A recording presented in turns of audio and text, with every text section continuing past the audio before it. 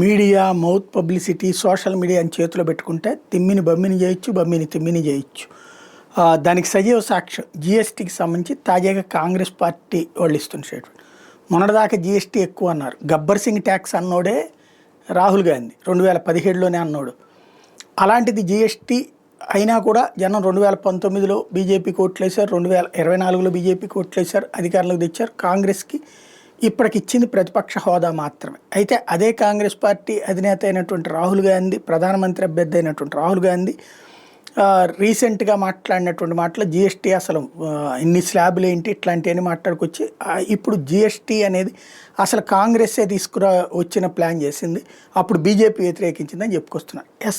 వాస్తవంగా 2000 సంవత్సరం అంటే అప్పటికి అటల్ బిహారీ వాజ్పేయి ఉన్నప్పుడే జీఎస్టీ అన్న ఆలోచన వచ్చింది. దాని మీద విధి విధానాలు ఖరారు చేయడం ప్రారంభించారు. ఈలోపు ఆ కూటమిలో ఎదురవుతున్నటువంటి సమస్యలను దృష్టిలో పెట్టుకుని అది ఎందుకంటే అప్పటికి స్థిరమైనటువంటి మెజార్టీ లేదు. భారతీయ జనతా పార్టీనే అత్యవసర మెజార్టీతో ఉంది. అత్యవసర మెజార్టీతో ఉన్నప్పుడు మిగతా పక్షాలు సపోర్ట్ చెయ్యవు. అందుకని చెప్పేసి పక్కన పెట్టేశారు. కాంగ్రెస్ పార్టీ వచ్చాక 2005 సంవత్సరంలో యాక్చువల్గా 2004లో కాంగ్రెస్ వచ్చిన 2005లో వచ్చాక అప్పుడు బీజేపీ పాలిత రాష్ట్రాల వాళ్ళు ఒక పాయింట్ రైజ్ చేశారు. మీరు చెప్తున్న జీఎస్టీలో ఒక సిస్టమ్ లేదు. అప్పుడు ఈ స్లాబ్ కానీ ఈ సిస్టానికి సంబంధించి ఒక క్లారిటీ లేదు. జీఎస్టీ అనేది కావాలి, దేశవ్యాప్తంగా ఒకటే పన్ను ఉండాలనేటటువంటిది. అంటే పన్నుల టారిఫ్లు వేరు, అంటే పన్నుల విధానం వేరు, 5, 18, 22, 24 ఇది. కానీ ఒక వస్తువుకి ఏ రాష్ట్రంలోనైనా ఒకటే పన్ను ఉండాలి. అది జీఎస్టీ. ఒకే పన్ను అంటే అన్నిటికీ ఒకటే పన్ను అని కాదు. సబ్బుకి కారుకి ఒకటే పన్ను ఎందుకు వేస్తారు?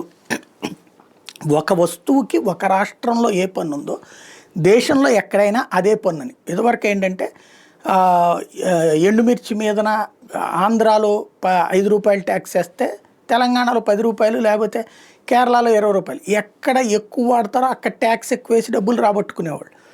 అలా కాకుండా దేశంలో ఎక్కడైనా ఒకటే ట్యాక్స్ అన్న సిస్టమ్ జీఎస్టీ అన్నటువంటి దాన్ని నరేంద్ర మోడీ వచ్చిన తర్వాత అమల్లోకి తీసుకొచ్చారు. అది అంతకుముందు చేతకాలేదు కాంగ్రెస్ టైంలో. నరేంద్ర మోడీ వచ్చాక దాని మీద మొట్టమొదట అందరితో మాట్లాడినప్పుడు వాళ్ళు ఇవే అభ్యంతరాలు, అనుమానాలు వ్యక్తం చేస్తే అంతకుముందు ఎంత పన్ను వచ్చేది అన్నది లెక్కలేయమంది ప్రభుత్వం. నరేంద్ర మోడీ సర్కార్ అడిగింది రాష్ట్రాలు, అప్పటిదాకా ఎంత పన్నులు వస్తున్నాయి బడ్జెట్లోనే మెన్షన్ చేస్తారు కదా, ఆ లిస్ట్ ఇవ్వమని చెప్పింది.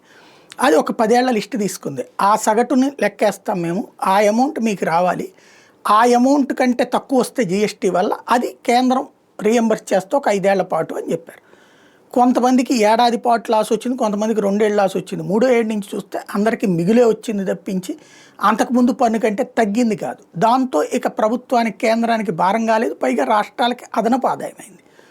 అందుకనినే నెలకు వచ్చేటప్పటికి 1,00,000 నుంచి 1,50,000 కోట్ల రూపాయలు, ఇప్పుడు 1,80,000 కోట్ల దాకా కూడా వస్తున్నటువంటి సందర్భం. ఇది వాస్తవం. జీఎస్టీ అనేటటువంటి దాంట్లో ఇవాళ ఎందుకు తగ్గించగలుగుతున్నారంటే పన్ను ఎగవేత తగ్గింది కాబట్టి, ప్లస్ పన్ను ఆదాయం పెరిగింది కాబట్టి ఆ ప్రయోజనాన్ని ప్రజలకు ఇచ్చే ఉద్దేశంతో చేస్తే చేతకాని దద్దమ్మలు ఈ స్టేట్మెంట్లు అయితే ఇస్తున్నారు.